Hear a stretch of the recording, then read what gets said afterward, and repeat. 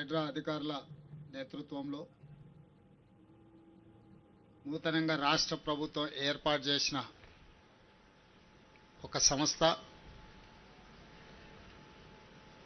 ప్రజల సంక్షేమం కోసం, నగర అభివృద్ధి కోసం, మన పూర్వీకులు మనకిచ్చిన సంస్కృతిని కాపాడడంలో భాగంగా ఏర్పాటు చేసిన హైడ్రా సంస్థ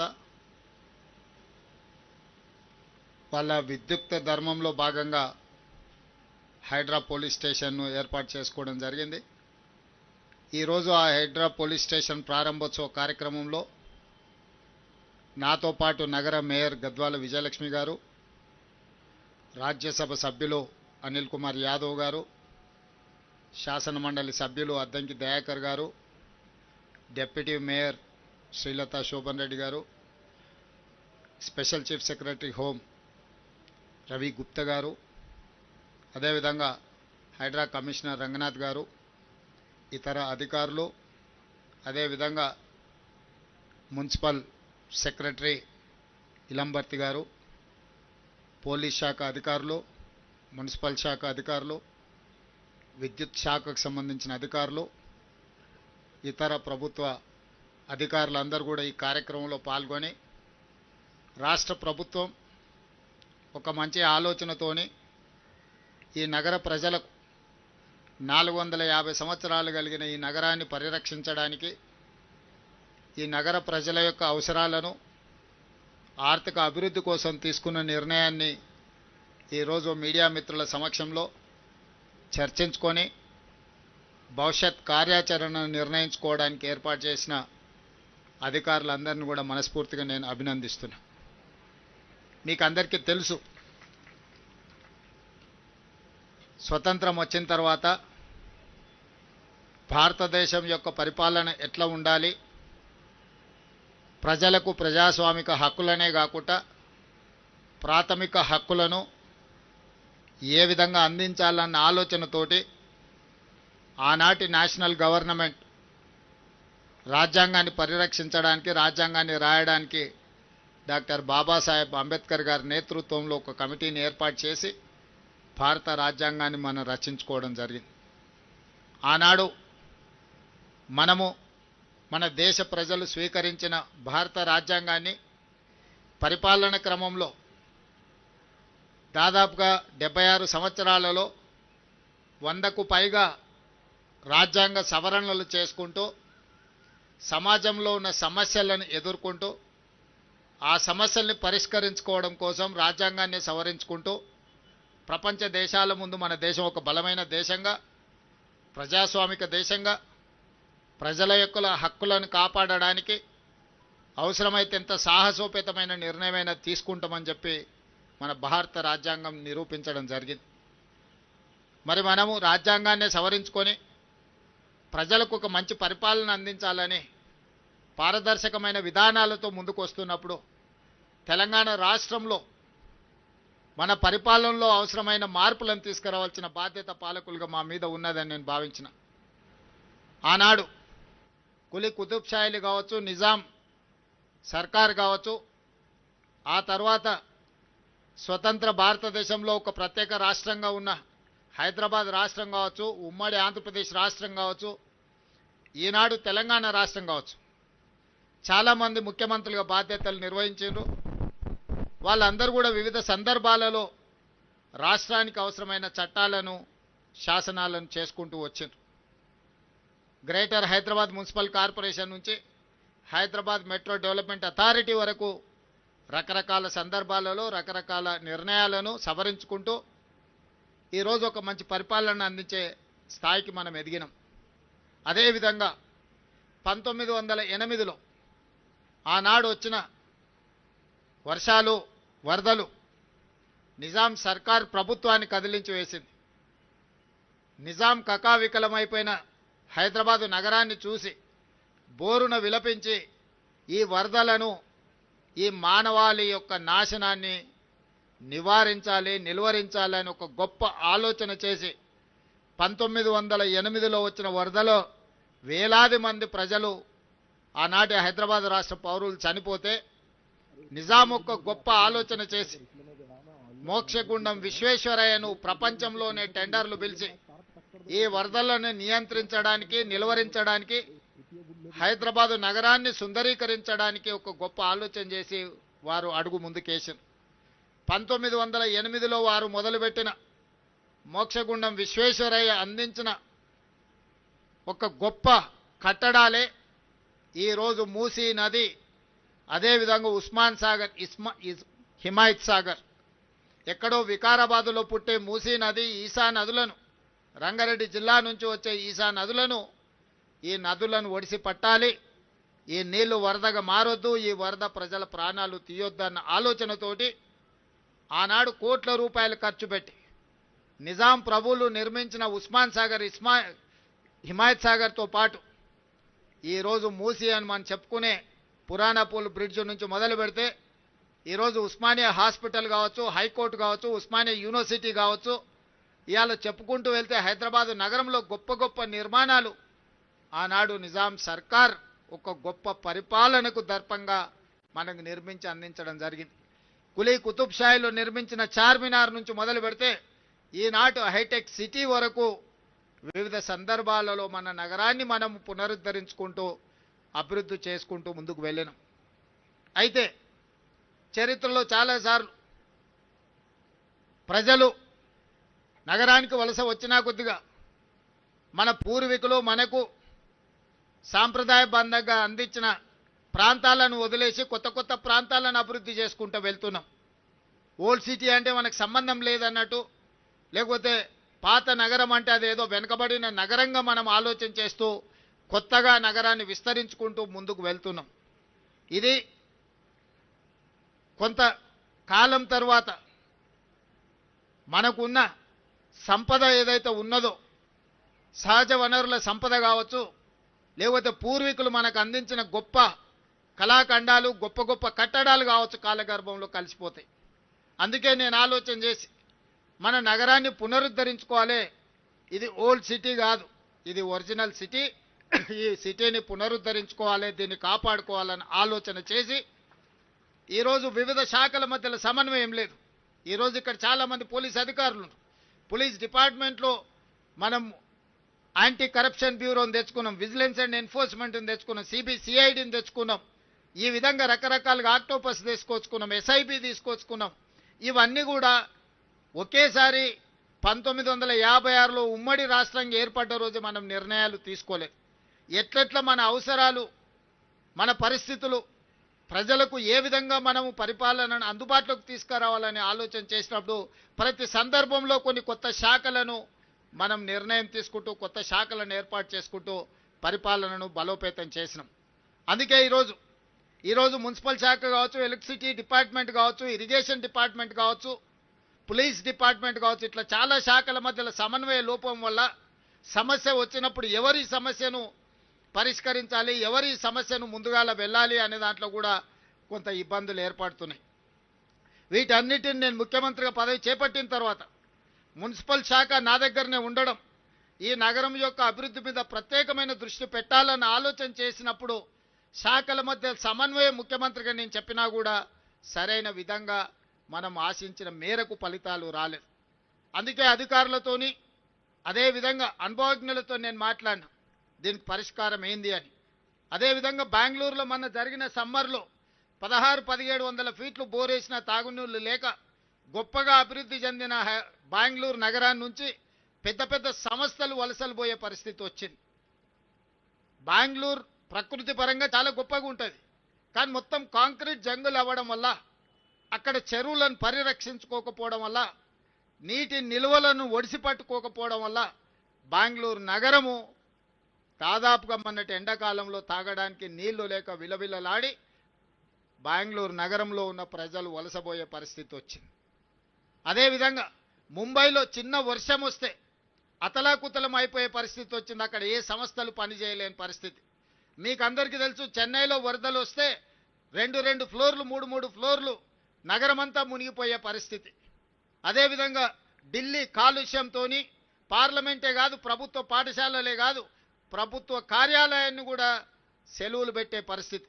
ఈ దేశాన్ని పరిపాలించే ప్రధానమంత్రి, హోంమంత్రి అన్ని శాఖలు ప్రపంచ దేశాల పట్ల నిర్ణయాలు తీసుకునే ఢిల్లీ నగరం ప్రకృతి వల్ల, ప్రకృతిని మనం కాపాడకపోవడం వల్ల, కాలుష్యాన్ని నియంత్రించకపోవడం వల్ల పార్లమెంటు నుంచి పాఠశాలల వరకు సెలవులు ప్రకటించుకునే పరిస్థితి వచ్చిందంటే ఇది ప్రకృతి తప్పిదం కాదు, మానవ తప్పిదం. మనం చేయాల్సిన ఆలోచనలు, తీసుకోవాల్సిన నిర్ణయాలు సరైన సమయంలో తీసుకోకపోవడం వల్ల ఈరోజు ఢిల్లీ నగరం కావచ్చు, ముంబై కావచ్చు, బెంగళూరు కావచ్చు, చెన్నై కావచ్చు, కల్కట్టా కావచ్చు, ఈ మెట్రోపాలిటన్ సిటీస్ అన్ని కూడా ఈరోజు నివసించడానికి యోగ్యంగానే నగరాలుగా మారుతున్నాయి. ఇది మన కళ్ళ ముందు కట్టినట్టుగా మన కళ్ళ ముందే కనిపిస్తుంది. ఇంత ఉపద్రవం ముంచుకొస్తున్నా ఆ ఉపద్రవం నుంచి మనము గుణపాఠం నేర్చుకోకపోతే, ఆ గుణపాఠం నుంచి మనము దాన్ని పాఠంగా స్వీకరించకపోతే రేపు హైదరాబాదు నగరం కూడా ఈ 4-5 నగరాలతో పాటు 6వ నగరంగా వాటి సరసన చేరే పరిస్థితులు ఉన్నాయి. అందుకే రాష్ట్ర ప్రభుత్వం ఆలోచన చేసి ఎవరు ఏమనుకున్నా సరే, ఎవరు ఎలాంటి విమర్శలు చేసినా సరే నియంత్రించదలుచుకున్నాం, నిలువరించదలుచుకున్నాం, అవసరమైతే నిర్మూలించదలుచుకున్నాం ఆక్రమణదారులను. అందుకే ఈరోజు హైడ్రాన్ ఏర్పాటు చేసినాం. హైడ్రా అంటే కేవలం ఏదో పేదోళ్ళ ఇల్లు కూలగొట్టడానికి పెట్టినట్టుగా కొంతమంది చిత్రీకరిస్తున్నారు. నాకు ఆశ్చర్యం కలుగుతుంది. వాళ్ళ ఆలోచనలు, వాళ్ళ విధానం, వాళ్ళు ఏం చేయదలుచుకున్నారు. ప్రకృతి విధ్వంసం జరిగినా పర్వాలేదు, హైదరాబాదు నగరం కుప్పగూలినా పర్వాలేదు, ఈ నగరం కాలుష్య నగరంగా మారి ఇక్కడ ఉండే ప్రజలు వలసపోయి పారిపోయినా పర్వాలేదనే ఒక కుట్ర, కసి, కడుపు మంట వాళ్ళ మాటల్లో కనిపిస్తుంది. అందుకే ఈరోజు హైడ్రా అనేది కేవలం కూలగొట్టడానికి కాదు, నిర్మాణాలు చేయడానికి, ఆక్రమించుకున్న వాళ్ళని నియంత్రించడానికి ఎంత గొప్పవారైనా ఖచ్చితంగా చట్టం ముందు సమానులే అని నిరూపించడానికి ఈరోజు తీసుకొచ్చినాం.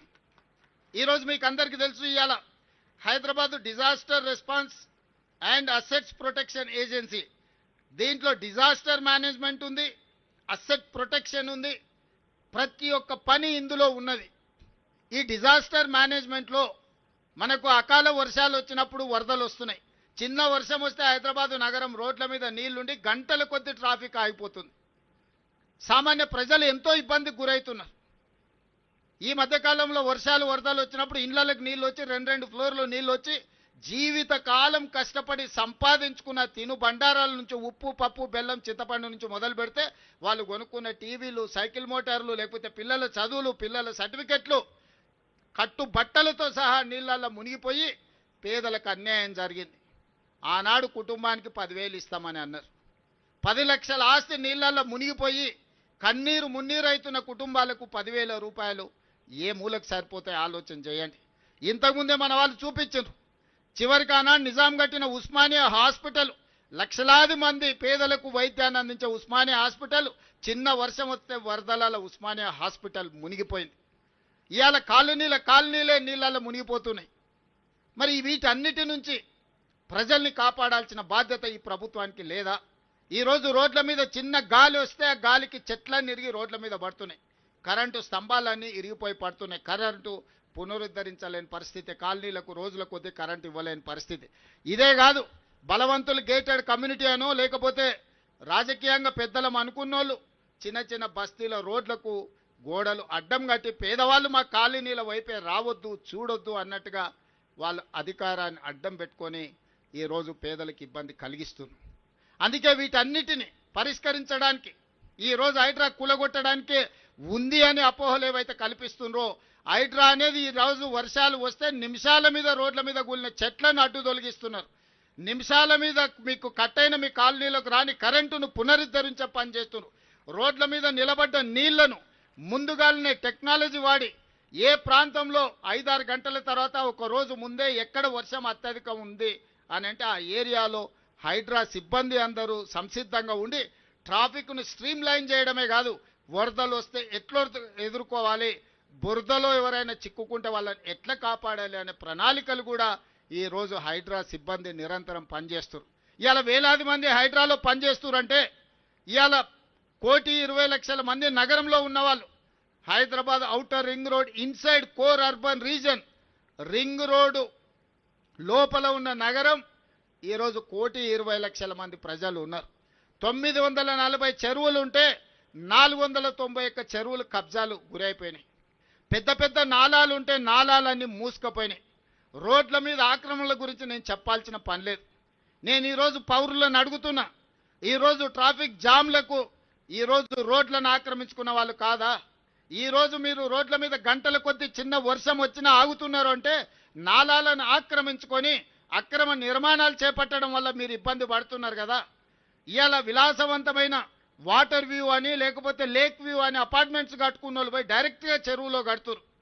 గండిపేట హిమాయత్ సాగర్ లాంటి చెరువులల్లా కట్టినోళ్ళు ఈరోజు వాళ్ళ ఫామ్ హౌస్ల డ్రైనేజీ తీసుకెళ్ళి తాగునీళ్ళలో కలుపుతున్నారు.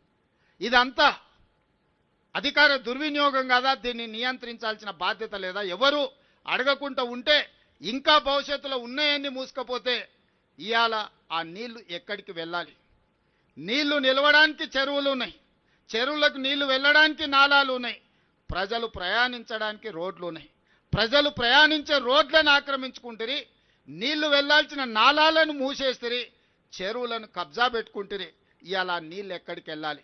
అందుకే ఆ నీళ్లు రోడ్ల మీదకి వస్తున్నాయి. రోడ్ల మీదకి వచ్చిన నీళ్లు మన ఇండ్లలకు వస్తున్నాయి. మన ఇండ్లలకు వచ్చిన నీళ్లు మన జీవితాలతో చెలగాటమాడుతున్నాయి. అందుకే ఈరోజు హైడ్రా సంస్థని మనం ఏర్పాటు చేసి ప్రజల కోసం ఇవాళ మా హనుమంతరావు గారు బతుకమ్మ కుంట కోసం 25 ఏళ్ళు కొట్లాడి 25 ఏళ్లలో సాధించని బతుకమ్మ కుంటని ఇవాళ మనము గుంజుకొని ఇవాళ పునరుద్ధరిస్తున్నాం. రేపు బతుకమ్మ పండుగ బతుకమ్మ కుంటల్నే చెయ్యాలని అక్కడ నిర్మాణాలు చేస్తున్నాం. గొప్ప వ్యక్తులు, ప్రముఖ వ్యక్తులు మీకు తెలుసు హైటెక్ సిటీ ప్రాంతంలో ఆక్రమించుకుంటే ఆ చెరువుల ఆక్రమణలు తొలగించి ఇవాళ చెరువులను ఆహ్లాదకరంగా తీర్చిదిద్దే ప్రయత్నం చేస్తున్నాం. చెరువులను మేము కాపాడడం తప్ప, చెరువులలో నీళ్లు ఉంటేనే కదా ఈ నగరం యొక్క గ్రౌండ్ వాటర్ పెరిగేది.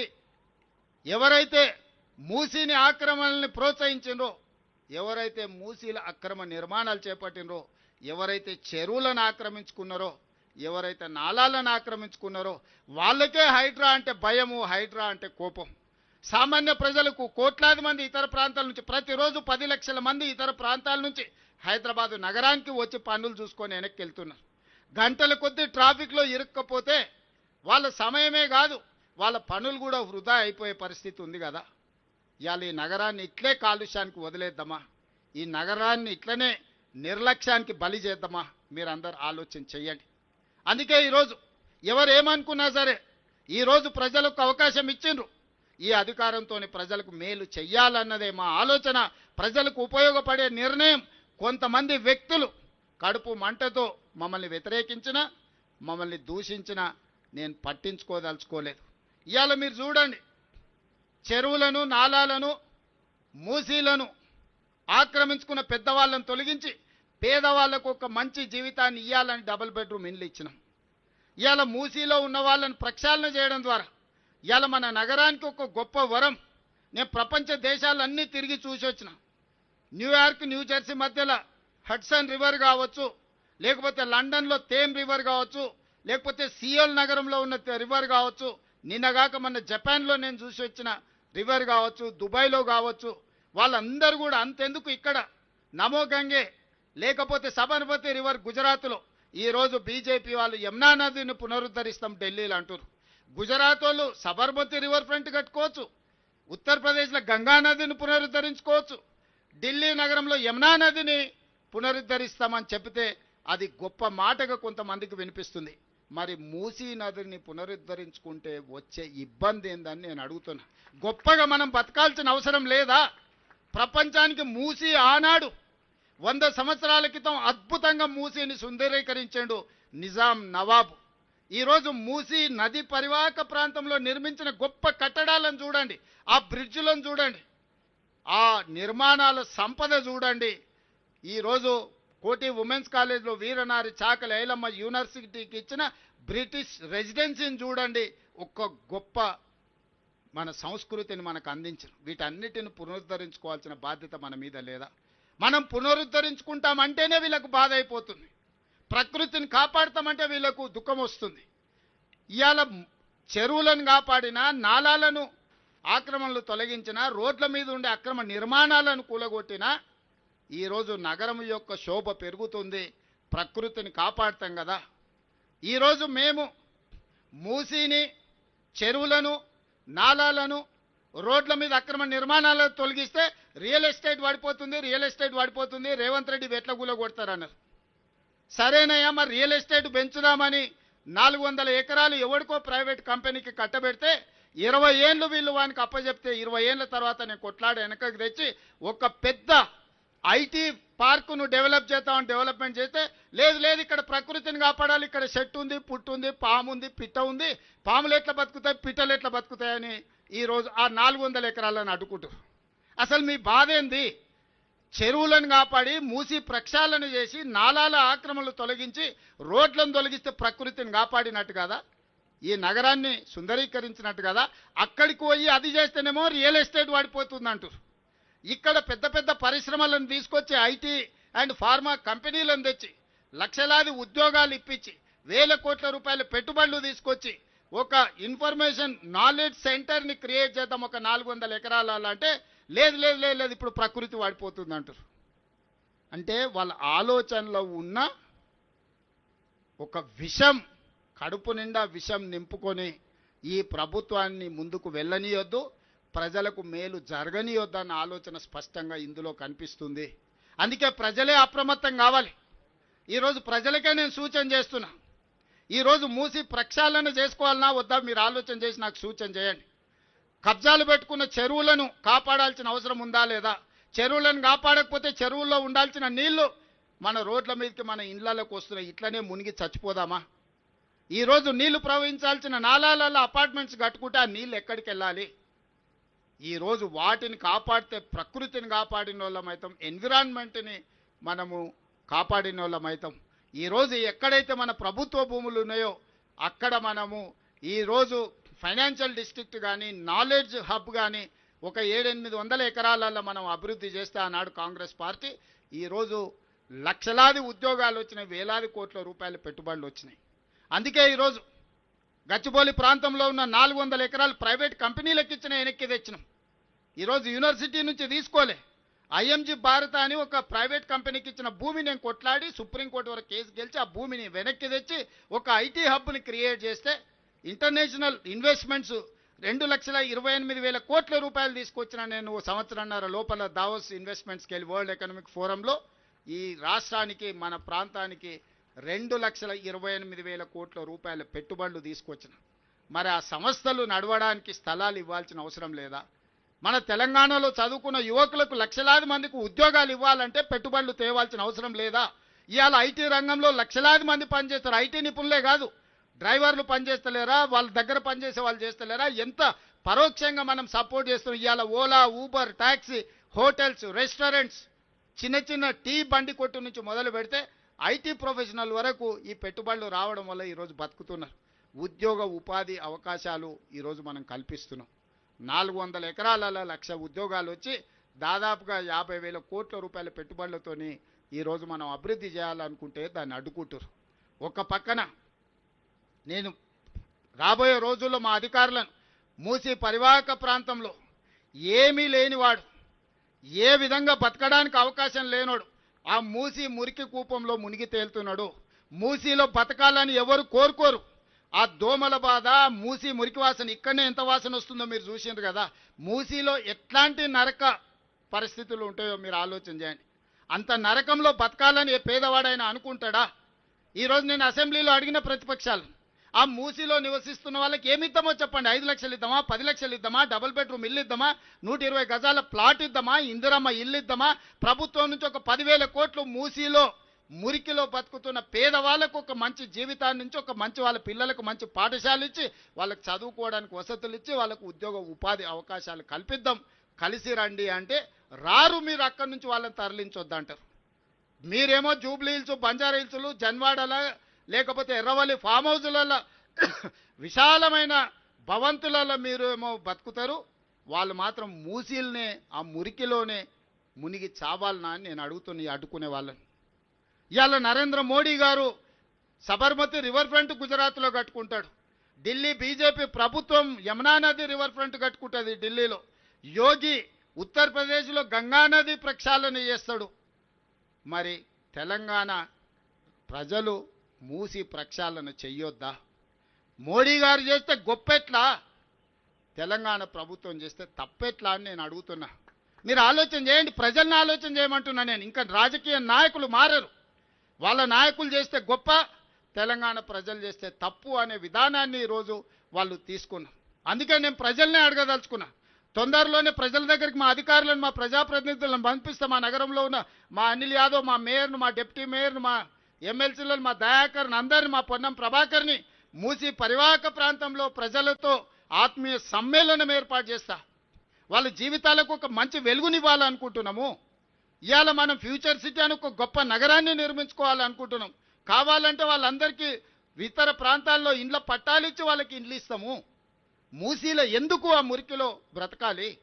ఒకవేళ అవసరం అనుకుంటే ఆ ప్రాంతంలో ప్రతి 5 కిలోమీటర్ ఒక క్లస్టర్గా చేసి ఎక్కడ ప్రభుత్వ భూములు ఉంటే అక్కడ అపార్ట్మెంట్స్ కట్టి వాళ్ళకి ఇండ్లు ఇస్తాము. ఒక 400 ఫీటో 500 స్క్వేర్ ఫీటో కట్టిస్తే ఆ మురికిలో గుడిసేసుకొని బతుకునే కంటే కుటుంబంతో గౌరవంగా బ్రతకడానికి అవకాశం ఉంటుంది కదా.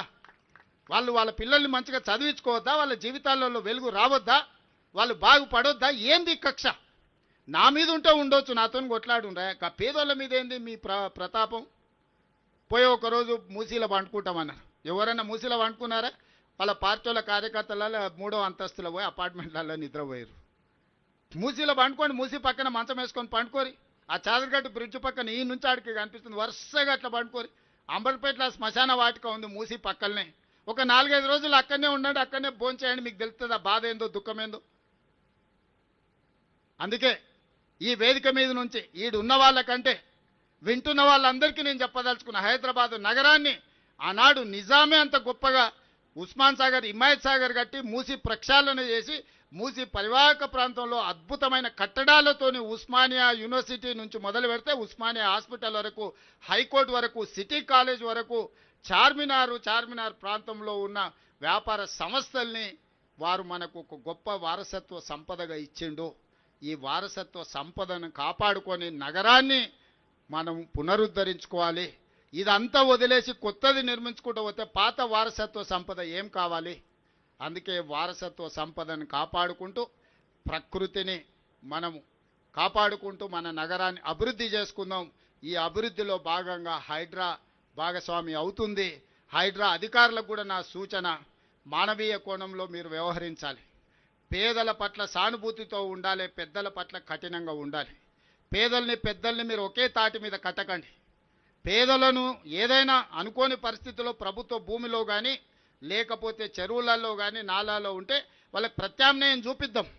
ఈ ప్రభుత్వం ఉన్నదే పేదల కోసం, మంచి పరిపాలన అందించడం కోసం. మీరు లిస్ట్ అవుట్ చేయండి. హైడ్రా అధికారులకు నేను స్పష్టంగా చెప్తున్నా, చాలా పెద్ద సామాజిక బాధ్యతలో ఉన్నారు హైడ్రాలో పనిచేసే ప్రతి వ్యక్తి. ఈరోజు కమిషనర్ నుంచి మొదలు పెడితే కింది స్థాయి వరకు ఉన్న సిబ్బందికి నేను సూచన చేస్తున్నా, ఇది ఒక గొప్ప బాధ్యత. ఇదేదో ఉద్యోగం కాదు, ఇది క్యాజువల్గా పనిచేస్తే కుదరదు. దీనికి కొంత మానవీయ కోణాన్ని తోడు చేయండి. పేదలకు ప్రత్యామ్నాయం ఎట్లా చూపిద్దామో ఆలోచన చేయండి. ప్రణాళికలు తీసుకొని రండి, పేదల్ని ఆదుకుందాం. ప్రభుత్వం సిద్ధంగా ఉంది పేదలకు న్యాయం చేయడానికి. పెద్దల పట్ల మాత్రం కఠినంగా వ్యవహరించండి. పెద్దల్ని ఎవరు మీకు ఎంత ఒత్తిడి వచ్చినా పెద్దల గురించి మీరెవరు ఆలోచన చేయాల్సిన పని లేదు. మీ ముఖ్యమంత్రి మీతోని ఉన్నాడు. కఠినంగా పెద్దల పట్ల వ్యవహరించండి. పేదల పట్ల మానవీయ కోణంలో పేదలను ఆదుకుందాం. పేదలకు ప్రత్యామ్నాయ ఏర్పాట్లు చేద్దాం. అది మూసీ నది కావచ్చు, గండిపేట చెరువు కావచ్చు, లేకపోతే నాలాలు కావచ్చు, వేటినైనా పేదలను గుర్తించండి. పేదలకు ప్రత్యామ్నాయంగా వాళ్లకు ప్రభుత్వం అన్ని వసతులను ఏర్పాటు చేస్తుంది. వాళ్ళ పిల్లల చదువులకు కానీ, వాళ్ళ వ్యాపారాలకు కానీ, లేకపోతే వాళ్ళకు ఉద్యోగ ఉపాధి అవకాశాలు కల్పించి ముందుకు వెళ్తాం. మీడియా మిత్రులకు కూడా నా విజ్ఞప్తి, ఈ నగరాన్ని కాపాడుకుంటే ప్రకృతిని మనల్ని కాపాడితే ప్రకృతి మనల్ని కాపాడుతుంది. ప్రకృతిని మనం ఆక్రమించాలనుకుంటే, ప్రకృతిని చేపట్టాలి మనం అనుకుంటే, చెరబట్టాలి అనుకుంటే ప్రకృతి వైపరీత్యానికి మొత్తం బలైపోయే పరిస్థితి వస్తుంది. ఈ నగరానికి మళ్ళీ ఢిల్లీనో, ముంబయో, చెన్నై నగరంలాగా కాకుండా హైదరాబాద్ నగరాన్ని ఒక గొప్ప నగరంగా తీర్చిదిద్ది దీన్ని ముందుకు తీసుకువెళ్దామని చెప్పి తెలియజేస్తూ మీ అందరి దగ్గర సెలవు తీసుకుంటున్న ధన్యవాదాలు మిత్రులారా.